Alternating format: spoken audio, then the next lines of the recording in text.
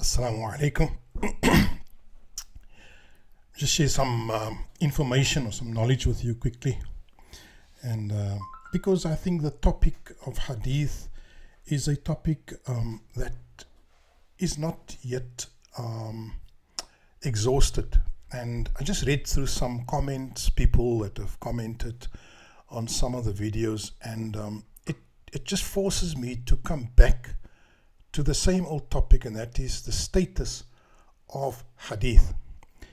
And I just want to offer you some more explanation, because what I'm arguing for, what I'm saying in my videos is not, I'm not saying it lightly. I'm not making these things up. I'm not trying to create a convenient Islam. I'm not trying to create a simplified Islam for the sake of simplifying Islam. I'm not trying to create a modern or a liberal Islam. That's nowhere near. I'm anti-liberal Islam. I'm anti-modernizing Islam. I believe in the bedrock of Islam, the firm ground, urwathin wuthqa, the firm grip is the Qur'an.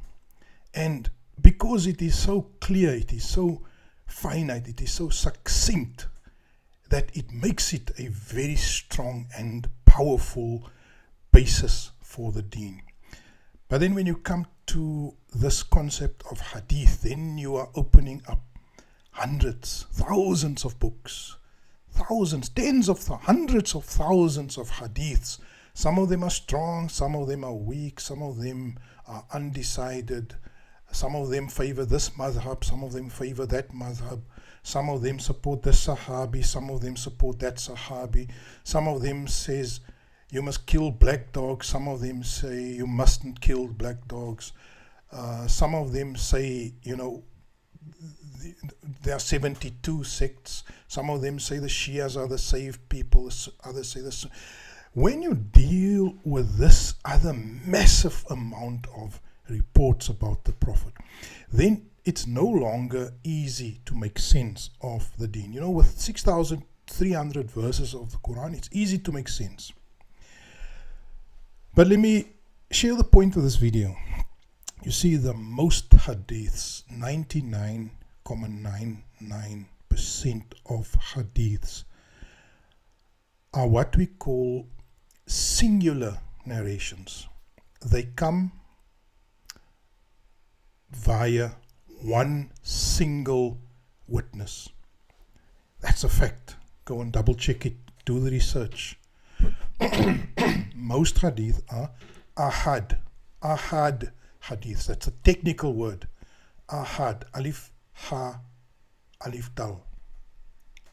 They are singular narrated hadiths. Now that means an ahad hadith is a hadith which one sahabi, one person in the presence of the Prophet heard and narrated, transmitted.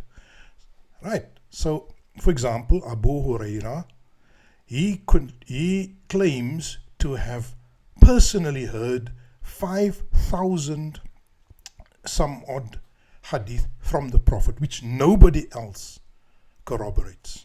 That's a fact. I'm not making this up. You know, stop telling me, Anwar, you are misleading people, you are lying. I'm not lying. That is a fact. Abu Huraira narrated 5,000 something hadiths. Almost all of them, 99.9% of them are khabar ahad. They are singular narration. He's narrating from the Prophet words or an action or any behavior of the Prophet which he alone testifies to. Now, if you take the singular narration away, if you remove it from Islam, if you say that you bring in a new rule, 2 people should have witnessed the Prophet speaking. If you change the rule and you make it 2 people must confirm the words of the Prophet. Do you know what will be left of all the fiqh books? Not even 1%. Not even 1% of the fiqh books, the Sharia books, the Hadith books will remain. They will all evaporate.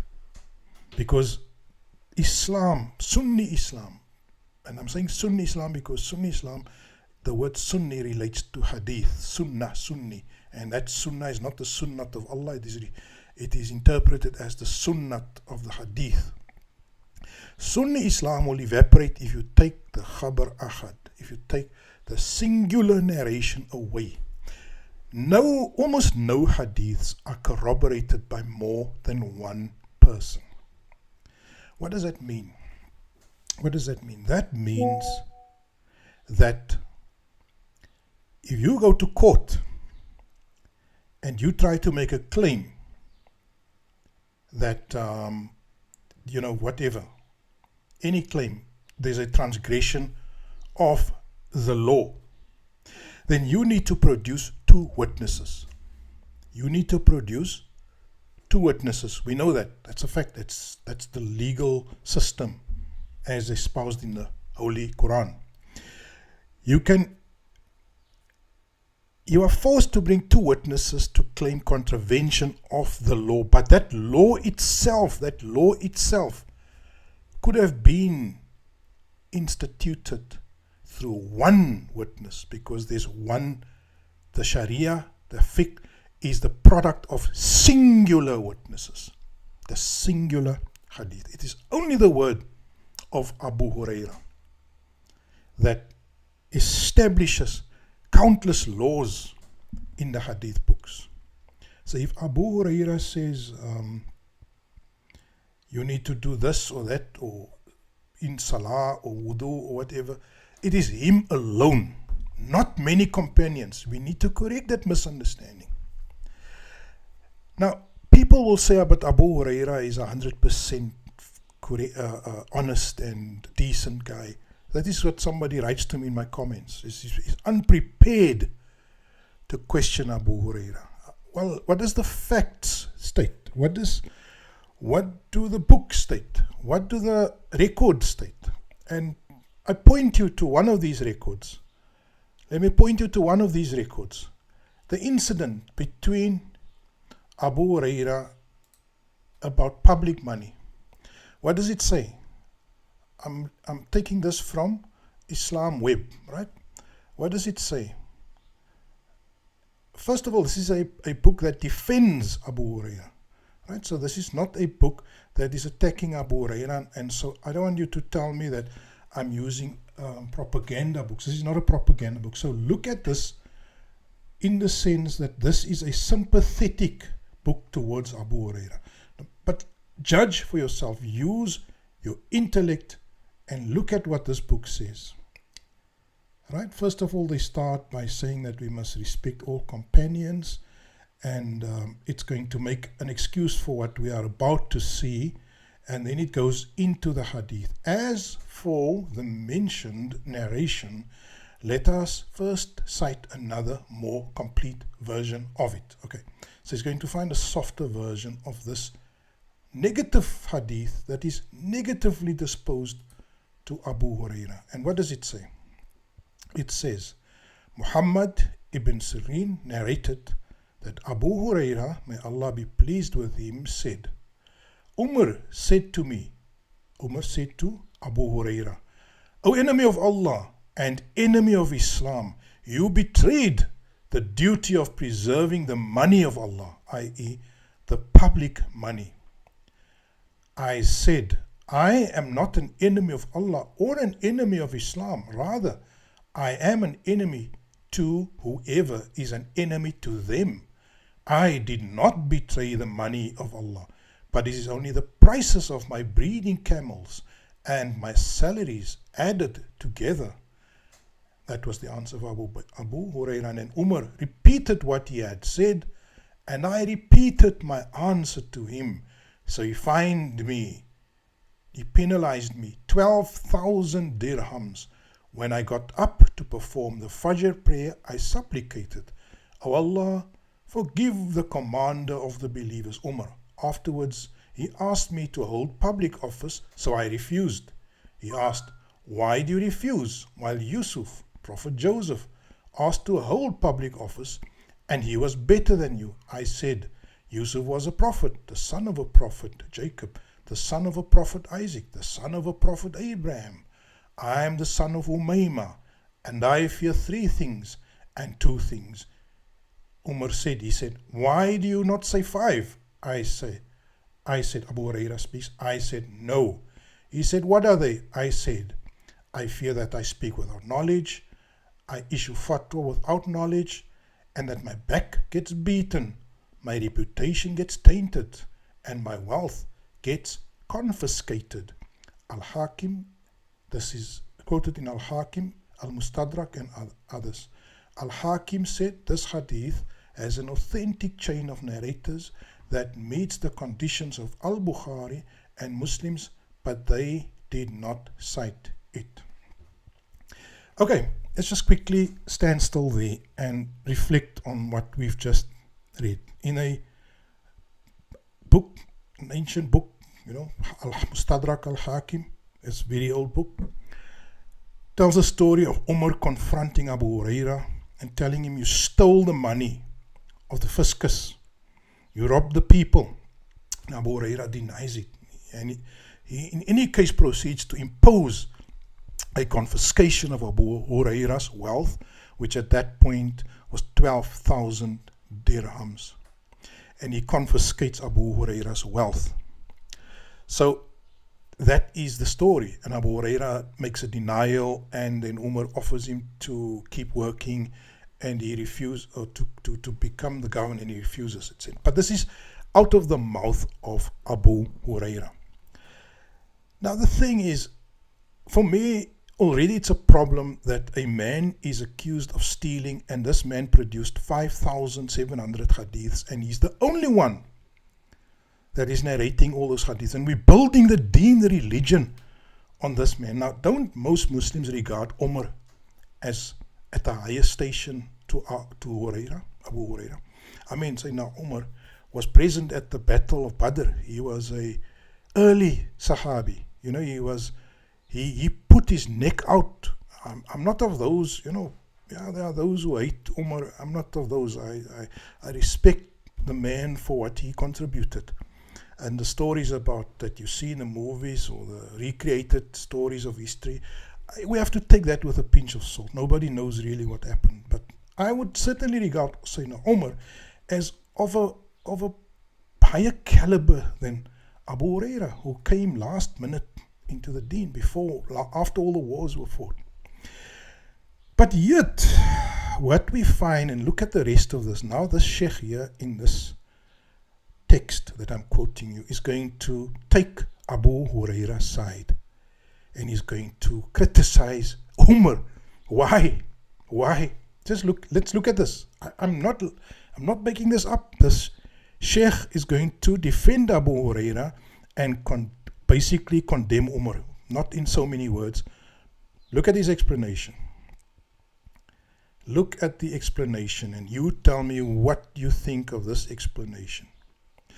Whoever reads this narration closely will discover that there is nothing in it to make the people of religious innovations who insult the companions rejoice. Abu Huraira, as he said about himself, did not betray the money of Allah and did not steal. God forbids that he would have done that. What is happening here is that the writer here, the author, is taking Abu Huraira's side. He's saying Abu Huraira wouldn't tell a lie. He spoke the truth when he said he didn't steal the money. As for Umar, may Allah be pleased with him, he said to Abu Huraira what he said in a state of extreme rage out of his keenness on preserving the public money of the Muslims and the integrity of his governors acting in his capacity as the Muslim ruler. What are they saying here? They are saying that Umar, in a state of madness and rage, made this false charge against Abu Huraira. Do they realize how condemning that is on Umar to say that he took somebody's wealth unjustly? because that is an act of Fir'aun, that is an act of the Quraysh, that is an act of Jahiliyyah, to act in rage and to take somebody's wealth, isn't it? However, Umar, may Allah be pleased with him, was not infallible. The attack on Umar continues. Nor did he have knowledge of the unseen. Moreover, Umar asked Abu Huraira to take public office again. And this indicates that he believed Abu Huraira. He never took the money. Remember, he never gave Abu Huraira's money back. There are more hadiths here that confirm that Abu Huraira was not given his money back. So that explanation that Abu Huraira's excuse was accepted is nonsense. Now listen to the most creepy sentence here, which is so laughable. I mean, this is what we have to defend as the deen of God, when it is an absolute nonsense. In fact, the great merits of these two honorable companions that this report reflects makes it a lump in the throat of their critics. So what we have here is, we have two companions. One of them either in rage confiscated unfairly the man's entire wealth, 12,000 dirhams. That's the one option. Right? So Umar either confiscated all Abu Huraira's wealth unjustly in a state of rage, which is an evil act, or Abu Huraira really stole the money. If Umar was not unjust, if he took Abu Huraira's wealth justly, in an honest way, right, then Abu Huraira was guilty. Then it means he's finding that Abu Huraira did indeed pilfer, steal, rob the public treasury. But if you say Abu Huraira is right, then you're making Umar a villain, a jahil, and a rage and a vengeful oppressor. But now yet people are saying the merits of these two honorable companions, that they makes it a lump in the throat of the critics. My dear friends watching this channel, you see, I am trying to defend the deen of God, the religion of God, the system as contained in the Qur'an. I am not there to defend the nonsense of people who want to invent new add-ons to the religion, who want to invent more prophets by meaning, not by name, who want to invent infallible people. And as this story tells you, that Abu Huraira is definitely in this verse being criticized, but that's not the only one. You know, there are more. I mean, if I have to show you more, you will be shocked.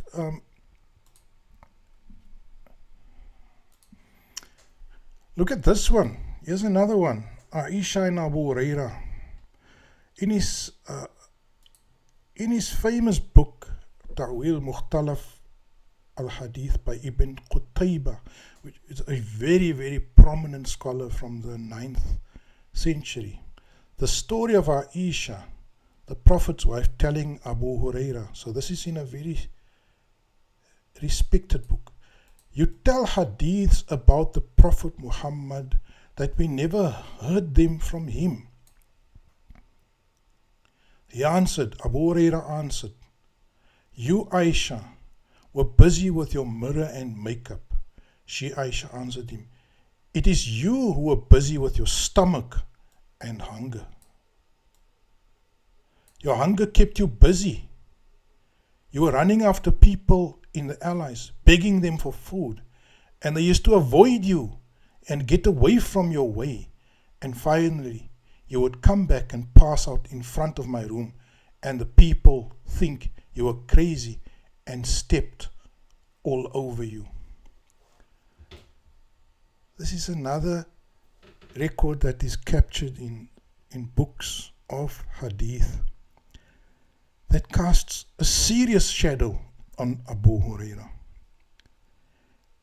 And here you are running around saying Abu Huraira is untouchable, and Abu Huraira is untouchable. The only reason Abu Huraira is untouchable is because you've got to face me.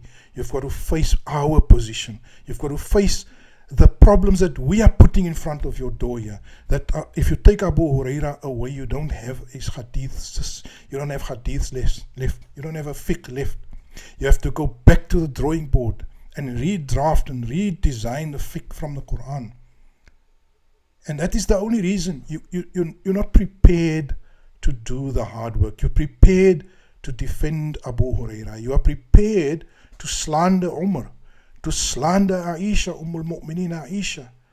Caliph Umar, you are prepared to slander. You are prepared to slander the Prophet, to say that he married a child and had sex with her when he was 9 years old. All of these people you are prepared to slander. Why? Because you need to defend the man with the 5,000 hadiths. And that is the albatross that people who defend their false beliefs, that they will have to carry around their neck on the day of judgment. And let me pray to God to guide you and to guide me. Alhamdulillah.